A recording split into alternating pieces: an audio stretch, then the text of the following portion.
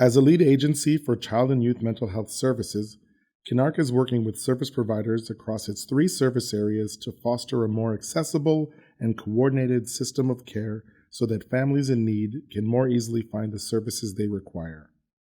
Kay and her teenager, M, know just how hard it can be to access mental health services for young people with highly complex needs. I didn't really understand what was going on with me. I could see what was on the surface, problems attending school, looking like they were depressed, always feeling uncomfortable in their body. So there were so many issues, but I couldn't even identify them. I couldn't give them a label. I didn't know how they were connected.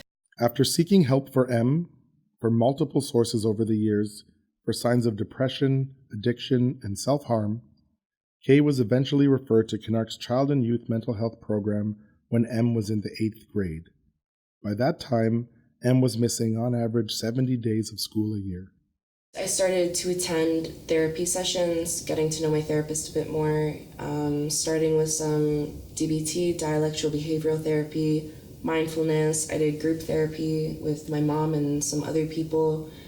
And then, of course, the school program, which I was in for almost 2 years. M has high praise for their treatment team at Kinark, including their community youth workers and teachers who help them integrate into a mainstream school. I don't think I've ever had such a positive experience with an educational environment.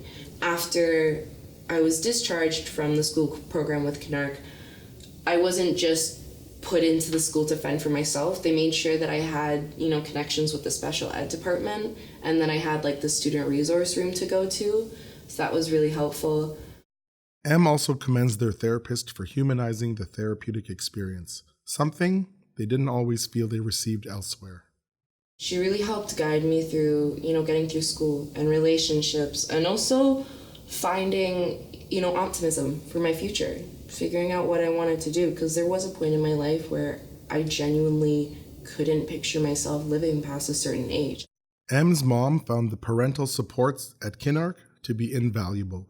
It was very important that at Kinark I felt validated and I felt that my concerns were heard. And I also got the support that made me stronger going through that experience, because that's one of the things when your child has a lot of challenges, you feel weak because you don't know what to do and what you've tried isn't working. When Kay was asked to attend dialectical behavioral therapy with M, at first she didn't really understand why, as a parent, she had to go. But as I took it, I saw how it benefited me as an individual and how the two things go together. If you want your child to have these skills like mindfulness and a lot of the other things that come with DBT training, you really need to be in the house to be a coach. One of my favorite parts of dialectical behavioral therapy and mindfulness was radical acceptance and willingness to change, which has to do with radically accepting the things that you cannot change, like your appearance, the way that you look, your genetics, your biological makeup, those sort of things, your financial situation, but then being willing to change the behaviors that you can. Throughout their life, M often turned to art to express how they were feeling and has noticed a positive evolution in their creations over time. These pieces are older pieces, and what I think is really interesting is that you can definitely see sort of the development of my well-being in my art.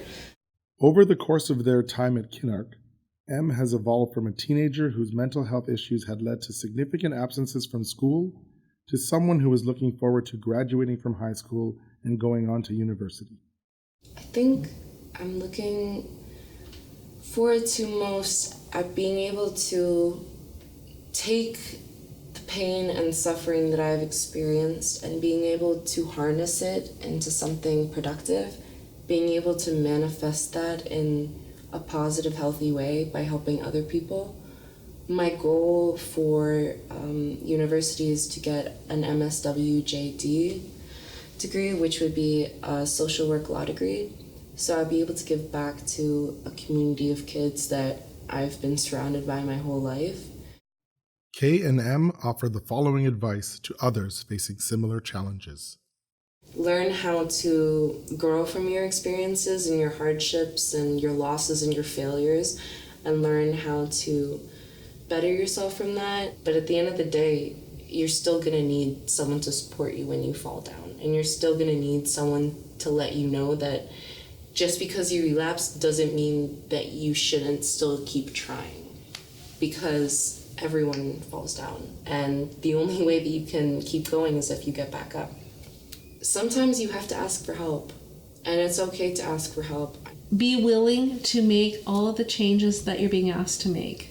I want to say it's like a journey, and you have to keep looking at what's around the corner.